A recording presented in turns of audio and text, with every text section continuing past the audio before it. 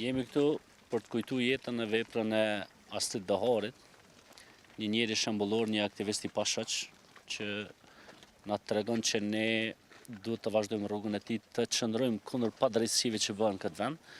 E fatkeqësisht padrejtësia më e madhe është bërë vetë atij. Veç duhet ta kuptoni që edhe në kohën e Jugosllavisë, në regjimi fashist kanë saju akt akuza kur i kanë marrë njerëzit në burg.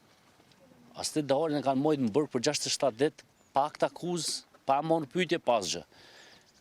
Kjo është për një prej akteve më të rënda që i ka përjetuar vendi jonë pas luftës.